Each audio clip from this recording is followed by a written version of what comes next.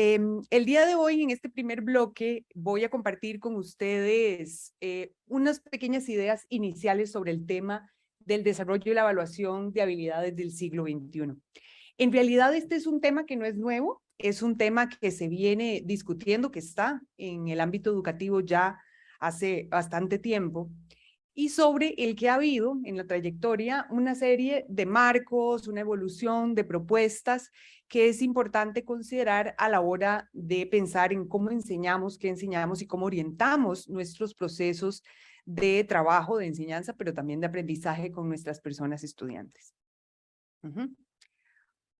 Cuando pensamos en el mundo de hoy, cuando pensamos en lo que está sucediendo, a qué están expuestos, qué están enfrentando los chicos y chicas desde los más pequeñitos en la primaria, en el preescolar hasta la secundaria, tenemos que tomar en consideración una serie de situaciones que ocurren en el mundo social, educativo en general, que ellos tienen, con los que tienen que lidiar todos los días. En primera instancia, una evolución tecnológica hacia la ubicuidad, en donde está presente en todo momento y en todo lugar, y eso definitivamente ha impactado, ha influido directamente en la manera en que las personas trabajamos en primera instancia, en que las personas interactuamos, y en el caso de ellos, en la manera en que las personas juegan, interactúan y viven en general. Otro elemento importante que está sucediendo en el contexto es, aunque la historia de la humanidad siempre ha tenido problemas complejos y ha enfrentado situaciones complejas, hoy por hoy los problemas globales que enfrentamos de calentamiento global, problemas en términos de muerte de ecosistemas, por ejemplo, en ciertos países, en ciertas regiones, nos enfrentan a respuestas que realmente requieren respuestas sofisticadas, complejas, que tienen una serie de variables para poder avanzar en ese proceso. Es decir, requiere un pensamiento colectivo que hoy por hoy es posible a través de las redes. Las personas también, entonces, enfrentadas a estas situaciones, tenemos que responder de una manera flexible a estos problemas, creando soluciones, algunas de ellas conocidas, pero muchas veces tomando en consideración otras situaciones en donde definitivamente la tecnología es un potenciador, es un habilitador de las posibilidades para resolver estos problemas que son altamente complejos.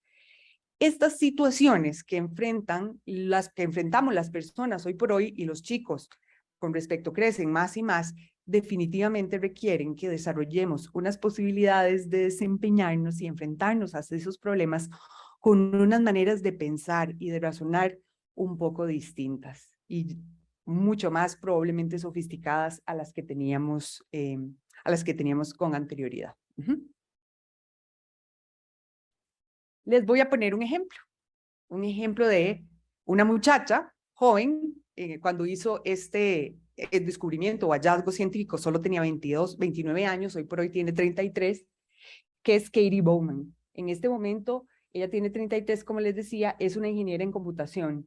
Y ella, en el año 2019, fue la que después de 3 años de trabajo incansable, sin saber si iba a llegar a una resolución de ese problema, creó un algoritmo que permitió retratar cómo era un hoyo negro. Ella empezó con este interés de crear un algoritmo computacional que permitiera retratar un hoyo negro, que nosotros todos no lo imaginamos, pero no lo habíamos visto realmente, ¿verdad? Lo empezó a pensar y analizar como problema en la secundaria, porque ella cuando estaba en la secundaria y estudiaban las galaxias y era un tema tan abstracto para los estudiantes, decía cómo generar a través de la inteligencia artificial y los sistemas computacionales la posibilidad de hacer tangible a los ojos de nosotros, que somos tan limitados, temas altamente abstractos que se encuentran en el universo, en las galaxias. Y la historia de ella tiene varios elementos de relevancia. Son 3 años construyendo un algoritmo para el que ella no sabía si iba a tener un producto final. Es decir, su capacidad de perseverar, de lidiar con la ambigüedad de 3 años, de liderar un equipo y avanzar todos los días, como pensémoslo en nuestro día a día de 8 a 5, solo trabajando para ver si alguna vez podrían retratar un hoyo negro. Entonces, esa posibilidad de ella, de pensar lógicamente, de crear algoritmos, de lidiar con la ambigüedad por tanto tiempo y llegar a una resolución tan altamente sofisticada, es el tipo de complejidades y es el tipo de retos a los que se ven enfrentados nuestros estudiantes. Y alguien por ahí una vez contaba la historia, Katie Bowman me decía, pero eso es en Estados Unidos. Pero resulta que en este país y en todos los países de la América Central y Suramérica hay estudiantes también resolviendo problemas científicos altamente complejos. Por estos días salió uno de los informes más recientes de la OCDE, donde Costa Rica reporta tener y acercarse cada vez más a la equiparación de porcentaje de participación de mujeres en la ciencia como uno de los países más destacados. Y sabemos que en el país se mueven muchas personas, en especial mujeres, pero también hombres que desarrollan problemas para resolver curas, enfermedades, medicamentos que permiten tener resolución de problemas complejos en el mundo. ¿Qué son las habilidades entonces del siglo XXI? Y aquí les puse 4 definiciones generales de todo lo que son las habilidades, porque son muchas cosas, pero solamente una cosa, ¿verdad? Y tiene que ver con, por un lado, hay definiciones que las postulan como un conjunto de capacidades que se desarrollan para enfrentar los retos de la sociedad del conocimiento, que es la que estamos. También han sido descritas como conocimientos, hábitos, destrezas, comportamientos que resultan necesarios para enfrentarse a los problemas del siglo XXI. También como todos estos ejes de preparación para que las personas se desempeñen de manera efectiva en el mundo económico, social y cultural de hoy. Y finalmente también se han descrito como características que nos hacen competentes para interactuar, trabajar y producir valor en el mundo de hoy. Entonces, hay dentro del core de las definiciones, por supuesto, un eje muy importante que tiene que ver con la posibilidad de desempeñarnos efectivamente en el mundo de hoy de manera compleja y enfrentando todas las variables que están ahí y que resultan, ¿verdad? O que nos posibilitan enfrentar las situaciones del mundo. En términos de cómo se ha movido esto a nivel conceptual en el mundo, han habido una serie de proyectos, de iniciativas, tanto académicas como también del mundo de las empresas privadas, y han sido una tendencia internacional. Por ejemplo, un proyecto en el que participó Costa Rica y el Ministerio de Educación Pública, la Fundación Omar Dengo, con el apoyo del Banco Interamericano de Desarrollo, que fue un proyecto denominado Assessing and Teaching 21st Century Skills, que de hecho aquí hay 2 personas que trabajaron mucho en ese proyecto, 3, existimos 3 personas que trabajamos mucho en ese proyecto, liderado por la Universidad de Melbourne en Australia y con apoyo de Cisco, Intel y Microsoft. Y ahora vamos a ver un poco ese marco, porque para Costa Rica ese marco es relevante en términos de política educativa.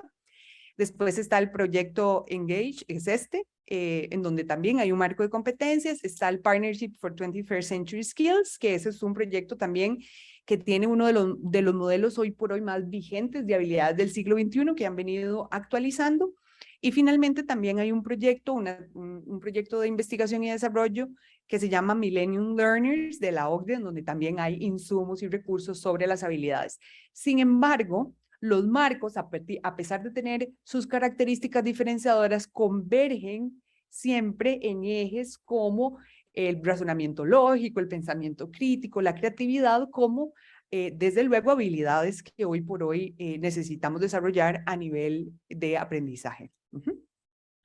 Uno de los modelos que a mí más me gusta y que más usualmente ejemplifico es el modelo de la política educativa de Singapur. Singapur, como ustedes saben, es un país que en los últimos años ha venido creciendo exponencialmente sus indicadores educativos. Culturalmente es abismalmente diferente a Costa Rica y a muchos países de América Central o de América Latina, pero tiene características de que a nivel de política educativa es un país que ha logrado incrementar sus indicadores educativos y estudiar que realmente los chicos están aprendiendo, posicionándose en pruebas internacionales dentro de los mejores países. Singapur tiene un modelo muy sencillo de habilidades del siglo XXI. En principio tiene en el centro de este modelo lo que ellos llaman core values, que si ustedes ven por así decirlo, una serie de valores personales, de valores de desarrollo, ¿verdad?, socioemocional que las personas tienen que tener para desempeñarse en el mundo de hoy. Autoconciencia, autogestión de mí mismo, ¿verdad?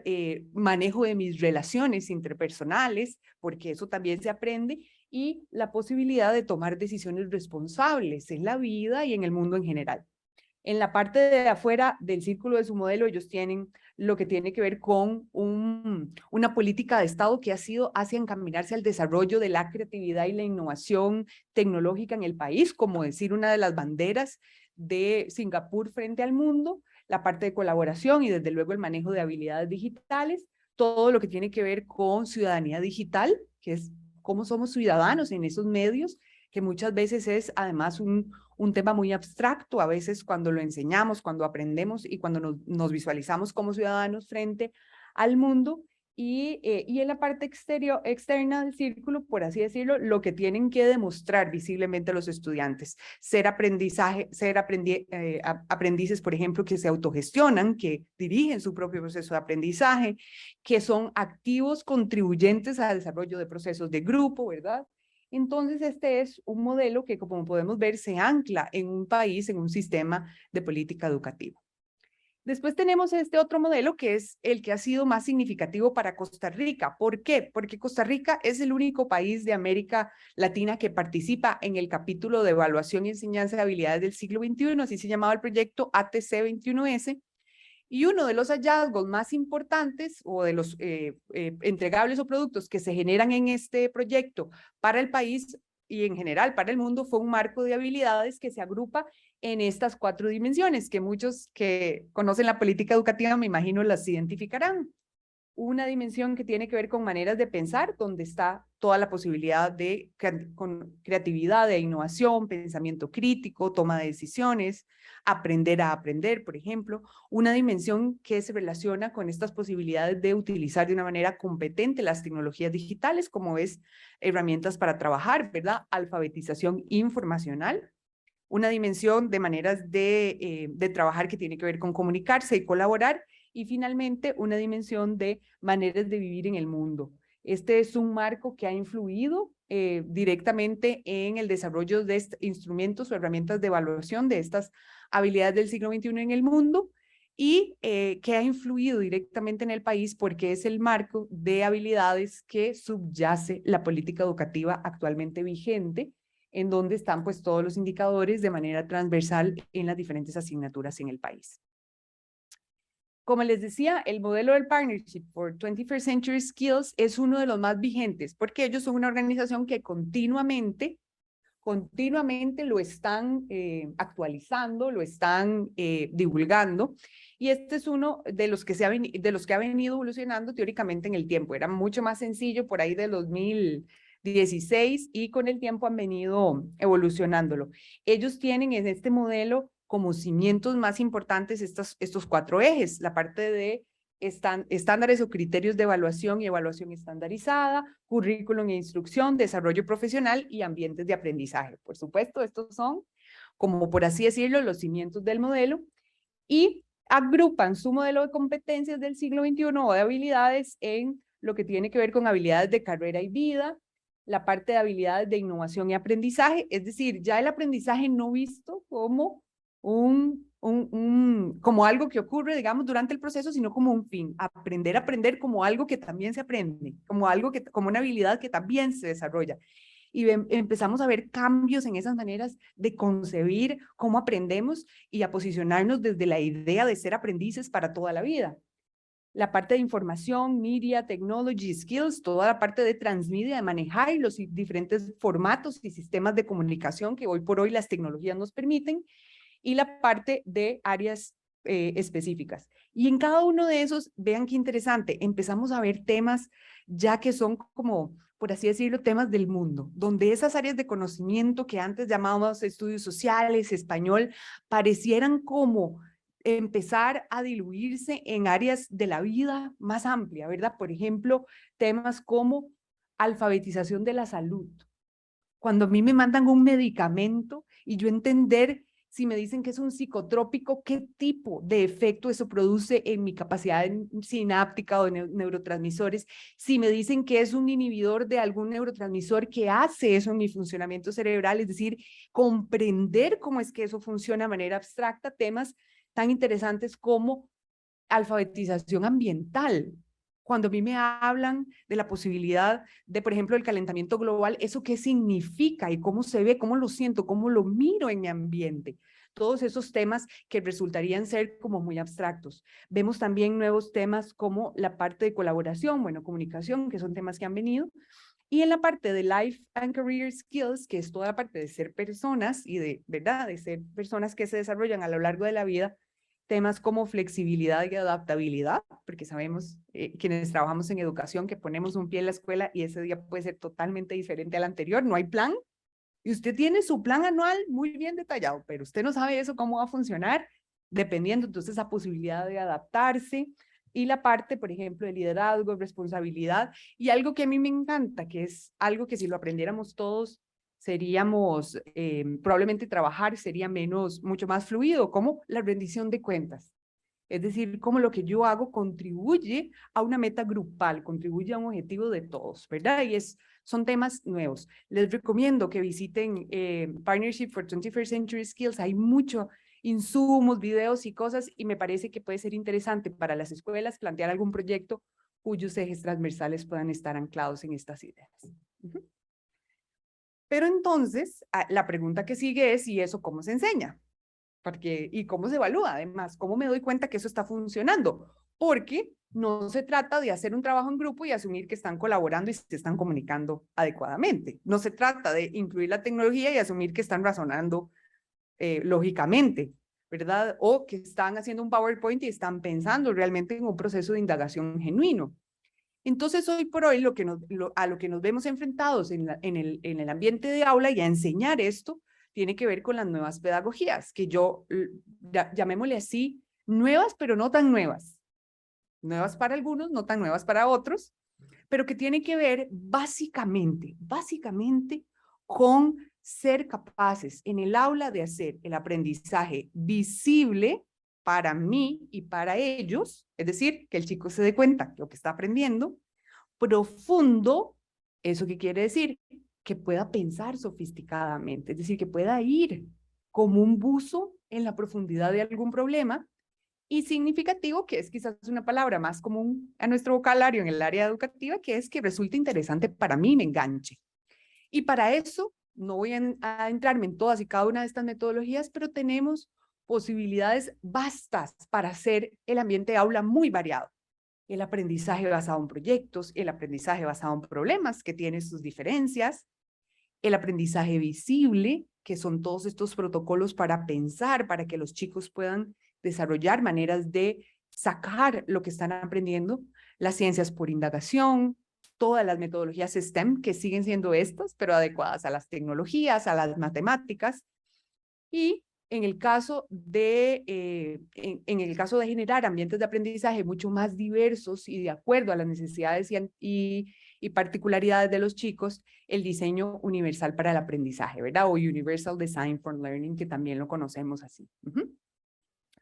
Estos principios, todas estas pedagogías tienen principios didácticos muy centrales, y es promover la posibilidad de aprender haciendo sobre situaciones de la vida real. A los chicos ya no les interesa nada simulado. Les interesa tener un problema que realmente tienen que resolver, y por eso la vida cotidiana es para los maestros, como decir, un gran museo de problemas. Yo no sé si a ustedes les pasa, pero a veces cuando uno está pensando en un proyecto para sus estudiantes, vas en el carro y ves un problema de una persona que se metió de manera errónea en una calle, y entonces empiezo a generar, ¿y cómo se podría resolver que no haya tantas presas? ¿Y cómo se puede, verdad? Empiezan a salir preguntas que puedan ser transformados en problemas, porque a los chicos, sobre todo los más grandes, ya no les gustan las cosas simuladas. Simulemos que vamos a exponer. Simulemos, no, quieren problemas reales, de la municipalidad, del hueco que se hizo frente a mi casa, ¿verdad? Todos estos elementos. Resolver problemas o desafíos que sean auténticos, significativos y que impacten. Y un elemento que empieza a perfilarse de una manera muy interesante, que es esta posibilidad de evaluación metacognitiva, o que muchas veces llamamos evaluación del proceso, evaluación formativa, que es sí o sí esa posibilidad que como docentes le damos al estudiante de observar qué está pensando. Mentalidad de crecimiento. Como nos decía una vez un estudiante universitario donde dábamos un curso de aprender a aprender, decía, profe, qué cólera, porque es que si yo hubiera sabido que puedo aprender a pensar mejor, yo hubiese sido otro estudiante diferente en el cole, pero hasta ahora acabo de caer en cuenta que la manera en que yo razono sobre un problema no era como, ¿verdad? Que me sirve más dividir el problema en partes, que me sirve más hacer una lluvia de ideas de las posibles soluciones frente a maneras, digamos, un poco menos mediadas de resolver problemas. Y las tecnologías digitales, ¿qué rol tienen aquí en este tema de evaluar, de hacer el aprendizaje visible? Bueno, nada más y nada menos que herramientas para potenciar esas habilidades. Las tecnologías digitales, la web hoy por hoy, nos dan la posibilidad de acceder a una vasta cantidad de información para acceder a datos reales, actualizados, referirlos, aprender sobre información real hoy en el día a día. Acceder a esa biblioteca, quienes teníamos Océano, ¿se acuerdan que los papás duraban 3 años pagándolas, ¿verdad? Y entonces te quedabas con los 3 estados de la materia de la biblioteca Océano, de la enciclopedia Océano, que decía que era estado líquido, sólido, gaseoso, y la última versión decía ya que existía el coloidal. Entonces, ¿verdad? Cuando, por ejemplo, en mi biblioteca Océano, Plutón existía, había solamente, ¿verdad? Mercurio, Venus, Marte, yo me lo sabía de memoria, las fotos, pero era muy insignificativo, eran muy importantes las enciclopedias, pero si mis papás no podían comprar la edición última, yo me tenía que quedar con la del 84, ¿verdad? Básicamente, y todavía existe porque nos da pesar botarlas, pero bueno, eso es que fueron muy importantes en nuestro aprendizaje.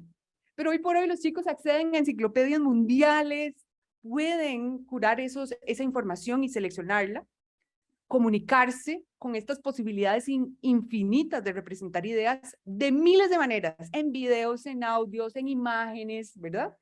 La posibilidad de colaborar, y aquí hay un término que funciona mucho hoy por hoy, que es el tema de cognición distribuida, esa posibilidad que la red te da de tener la cognición de todos dentro de la posibilidad de resolver un problema, y por supuesto la creación.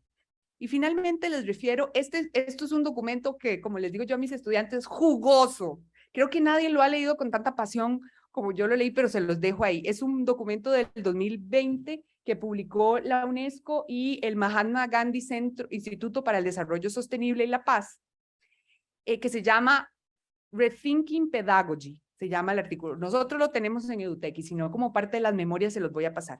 Pero tiene este modelo que me parece riquísimo para quienes trabajamos en el ámbito educativo y con tecnología. Yo lo he traducido como el modelo de los 8 habilitadores, pero se llama The 8 Affordances. ¿Cómo lo traducirían ustedes? No sé. Tendríamos que buscarle una mejor traducción, pero le puse los 8 habilitadores, que es hoy por hoy, en el mundo de hoy, ¿qué permite la tecnología para desarrollar habilidades en las personas? Y vean qué interesante. Ubicuidad, aprender en cualquier momento y en cualquier lugar. Si no usamos la tecnología para eso, entonces, ¿para qué? La posibilidad de ubicuidad. Active Knowledge Making es la posibilidad activa todos los días de generar conocimiento y contribuir a la red, a la información que hay ahí. Multimodal Meaning, toda la parte de significado multimodal, ¿verdad? De cómo una cosa significa diferente, si es con audio, si es con video, si es en un contexto o en el otro. Feedback recursivo, y esto es súper importante, nosotros lo vemos en muchas de las soluciones que trabajamos en los centros educativos, esa posibilidad que te da la tecnología de realimentar recursivamente tu aprendizaje personal y poder adaptarse a la posibilidad de avanzar, por ejemplo, para aprender un idioma o para aprender a codificar un lenguaje de programación, es algo que es súper potente y que como docentes, si no tenemos esos apoyos, sería muy difícil lograrlo. La parte de inteligencia colaborativa, la parte de la posibilidad de hacer diferenciación en los procesos de aprendizaje, metacognición y accesibilidad para efectivamente, dependiendo de nuestras capacidades, hacer las tecnologías cada vez más posibles, la información más accesible y la posibilidad de inclusión educativa mucho más viable en nuestros salones de clase. Muchísimas gracias y espero que esta primera parte les haya gustado y les haya dado temas nuevos.